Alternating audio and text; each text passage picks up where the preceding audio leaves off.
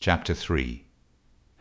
Dr. Jekyll was quite at ease. A fortnight later, by excellent good fortune, the doctor gave one of his pleasant dinners to some 5 or 6 old cronies, all intelligent, reputable men, and all judges of good wine, and Mr. Utterson so contrived that he remained behind after the others had departed.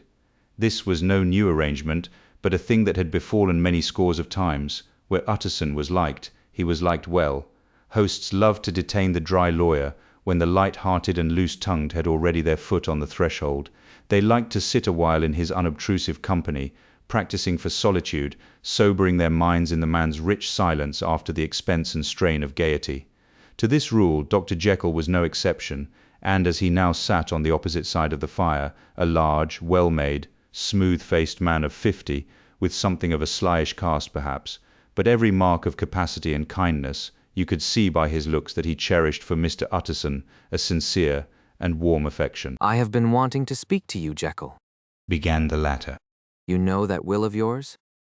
A close observer might have gathered that the topic was distasteful, but the doctor carried it off gaily. "My poor Utterson," said he, "you are unfortunate in such a client. I never saw a man so distressed as you were by my will, unless it were that hide-bound pedant, Lanyon, at what he called my scientific heresies. Oh, I know he's a good fellow, you needn't frown. An excellent fellow, and I always mean to see more of him. But a hide-bound pedant for all that, an ignorant, blatant pedant. I was never more disappointed in any man than Lanyon."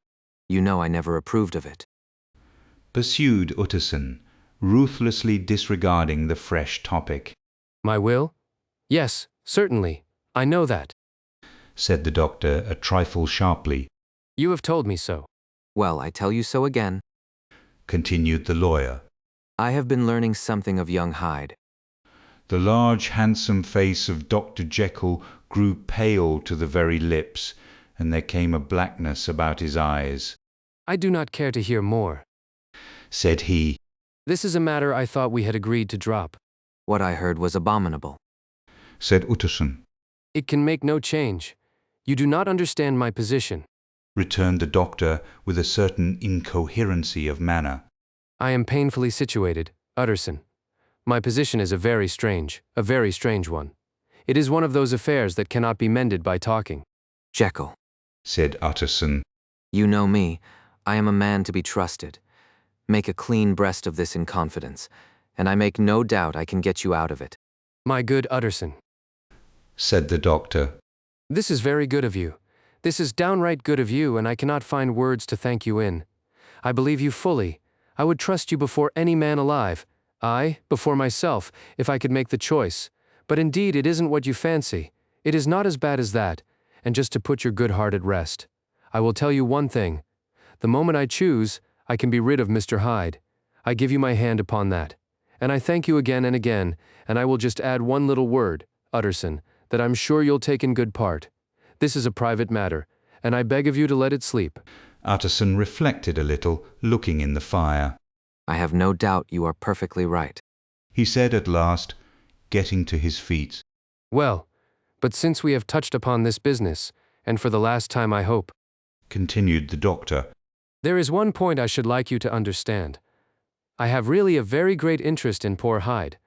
I know you have seen him, he told me so, and I fear he was rude. But I do sincerely take a very great interest in that young man, and if I'm taken away, Utterson, I wish you to promise me that you will bear with him and get his rights for him. I think you would if you knew all, and it would be a weight off my mind if you would promise." "I can't pretend that I shall ever like him," said the lawyer. "I don't ask that," pleaded Jekyll, laying his hand upon the other's arm. "I only ask for justice. I only ask you to help him for my sake, when I am no longer here." Utterson heaved an irrepressible sigh. "Well," said he, "I promise."